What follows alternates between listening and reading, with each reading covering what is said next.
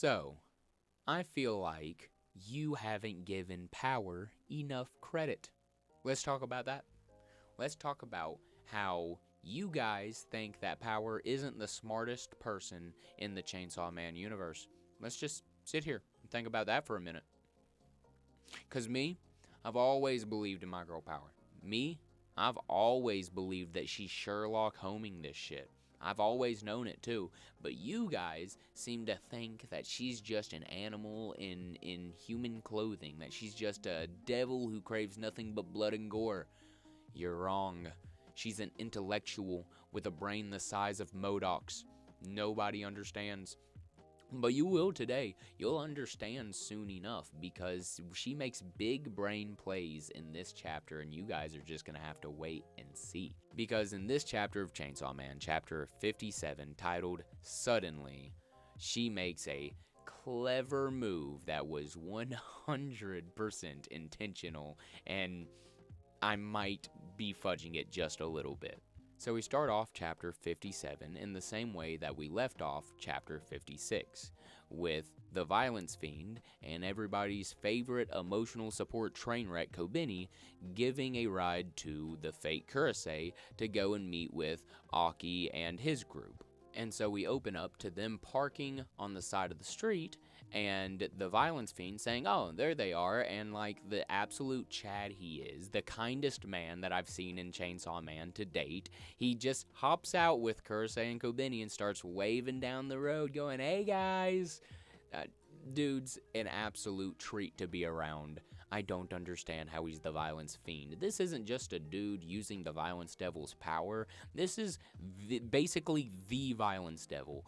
And he's just a sweetheart. I don't understand it, but I'm not gonna complain. And real quick pause, I want you guys to look at this picture because I knew that I noticed and recognized, like, I've seen Kurose somewhere before, and I understand now where it was. This man looks exactly like Crollo from Hunter x Hunter. You guys look at him and tell me he doesn't just look like Crollo from Hunter x Hunter. Here, I'm gonna put them next to each other.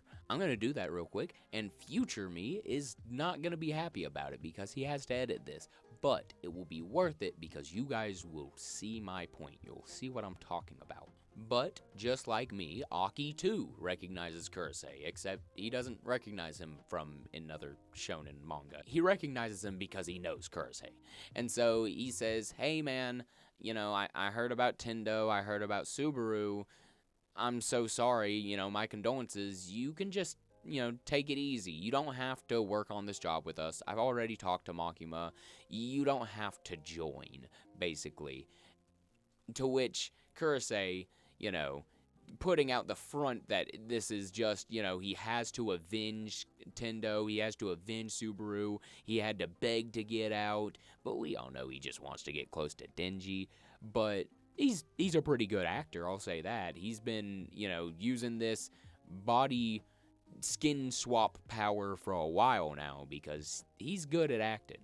And so Aki tells him, like, I know how you feel, but... ...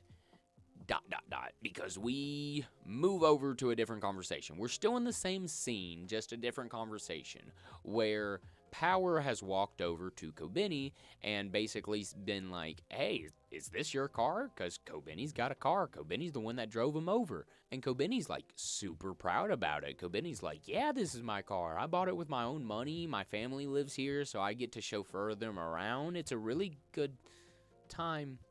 Why are you looking at my car like that? And Power's just like, oh, really? Oh, that's so cool. I've been so tired of walking. In fact, I really like your car. In fact, it looks just like my car. In fact, it is my car. Did you steal my car? And so Kobeni, just being weak and frail and knowing that Power's just godly, is just like, no. And Power's like, oh, come on. And she jumps in the driver's seat. And Kobeni's like, that's the driver's seat. What are you doing? And Power's like, look, I've got my driver's license. 'Tis my car. You need to chill out. You know, I'm just going to drive a little bit. It'll be fine.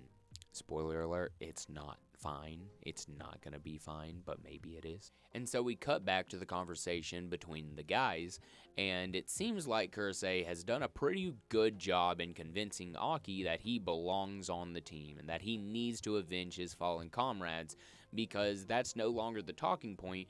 It's him asking if Denji is the chainsaw man and saying, hey, is Blondie over there, is he the chainsaw guy?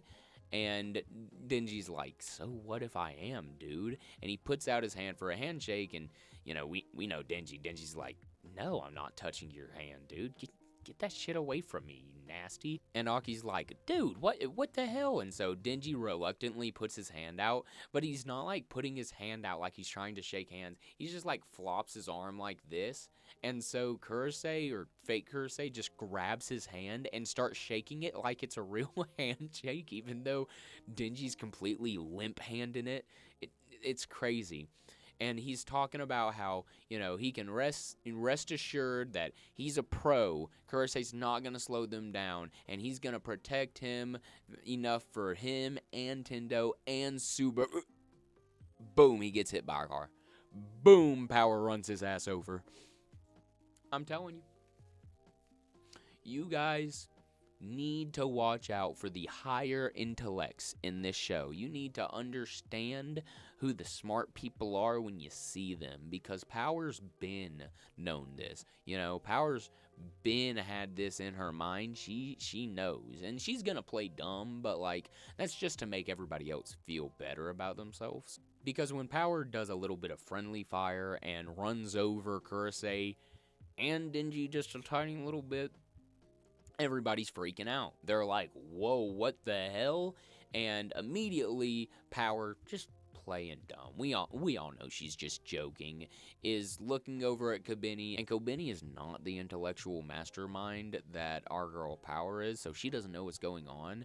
And so she's looking at Power, and she's like, and Power takes the words out of her mouth, and Power's like, you're a murderer, and you're trying to pin it on me. And she gets out, and obviously she's just acting, but she's acting really good. She's really trying to push the blame on Kobeni, until Kusakabe looks over at the body, and he's like, Jesus Christ, his face changed. And everybody's like, whoa, what the hell, and starts looking.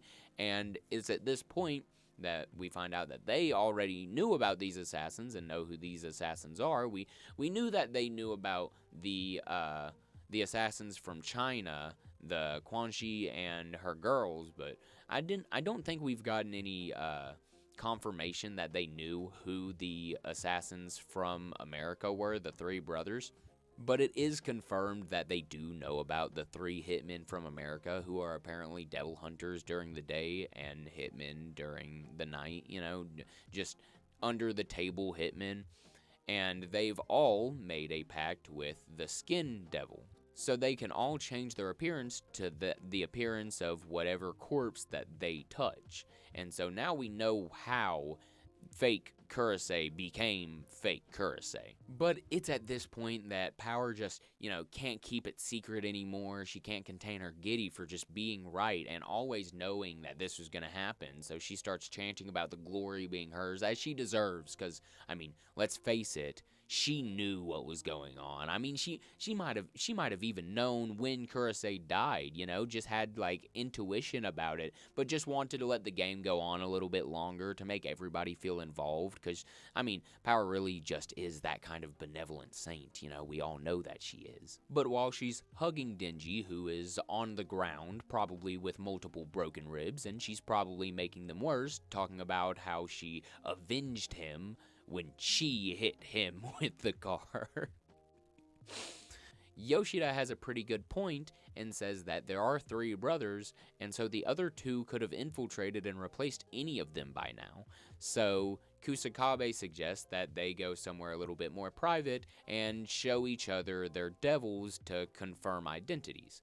But at this point, we get a shot out onto the crowd of, frankly, a lot of people looking horrified, but there's two people that look more, we'll say, detailed than the rest. They're not background characters. There's obviously something important with these two background-looking characters. And so we go to the next scene, and in the next scene, we find out that these two onlookers were actually Joey and Aldo, the other two brothers, who basically just watched a horrendous violation of traffic law in which their brother was on the receiving end of a hit and run by our girl Power and her amazing three-point turn skills. And so while Aldo is throwing up on the ground because, wow, he cannot handle this life, I don't know what he's doing here, Joey's marching in circles talking about how he can't stay calm and he's gonna make that fiend pay.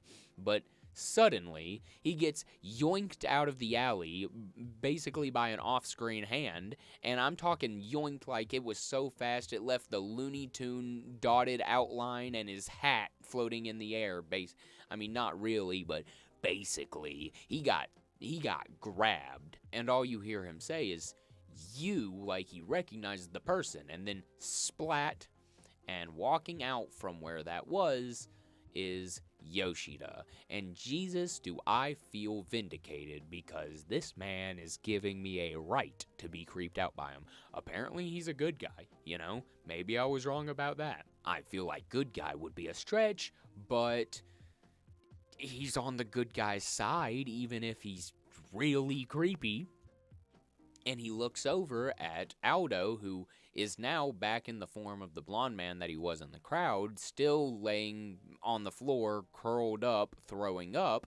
And he says, "Wow, man, you don't look good." And Aldo barely spits out the words, kind of drools them out like, "I just watched two people die." And to that, Yoshida just is convinced. He's like, "You know what? Actually, there's not a single pro that would throw up after witnessing that. This guy just has to be just a normal dude." And so he walks off, and that's just where the chapter ends off at. Just Aldo being spared by Yoshida because Aldo has a weak stomach, can't stand to see people being killed, and just watched his brother just perish at the hands of Power trying to play one-sided bumper cars. You guys should have listened to me. I knew all along, I believed in Power all along that she was just going to snipe the assassin. Because, imagine a world where Power didn't have to vigilante style take Kobeni's car and crash it into this assassin like the Batman-like figure she is and just out their entire plan. That Kursei could have really gotten close to Denji and probably could have abducted him. Do you want to live in a world without Power? Because I wouldn't. But with all of that being said, guys, I just worked an 8-hour shift. I know that I missed kind of like almost a whole week of uploading. I've been feeling a little sick recently, and hours have been picking up at my job because it's the Christmas season.